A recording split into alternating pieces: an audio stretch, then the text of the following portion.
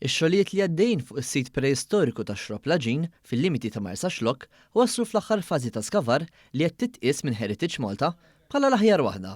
Minħabba l-instabilità ġeoloġika estrema tas-sit li jinsab f'tar fl-Irdum, l-arkeologi ta' Heritage Malta ilhom mill-2021 jagħmlu l-iskavi tagħhom marbutin ma' Tower Crane għas-sigurtà tagħhom. Dan waqt li kixfu l-istruttura b'mod definittiv biex seta' tissir id-dokumentazzjoni neċessarja.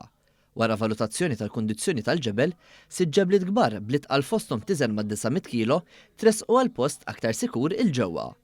Fl-iskavar li se jibqa' għaddej sa' Diċembru instabet ukoll mazza tal-ġebel preistorika. David Cardona, Senior Manager tat-taqsima tar-riċerka arkeoloġika fi dan Heritage Malta, rimarka kif l-istruttura għandha storja rikka u biex xieraq li tiġi preservata għal ġenerazzjonijiet futuri.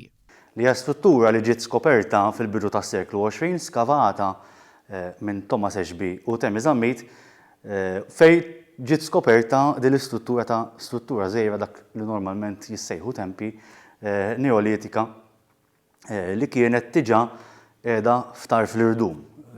U fil-fatt fl-iskavi tagħhom kemm Ashby u kemm Zammit irrimarkaw li parti minnha kienet diġà waqgħet il-baħar. L-elementi li ġew relokati se jerġgħu jingħaqdu flimkien f'żona żgħira ta' interpretazzjoni li ppjanata li ssir fil-Park ta' Xrop Laġin b'kollaborazzjoni ma' Nature Trust li mistenni jiftaħ lejn l-aħħar tas-sena d-dieħla. Dan l-ispazju se jagħti opportunità lil viżitaturi jaraw ritratti tal-aktar investigazzjonijiet bikrin tas-sit filwaqt li jsiru jafu dwar dawn l-aħħar sejbiet.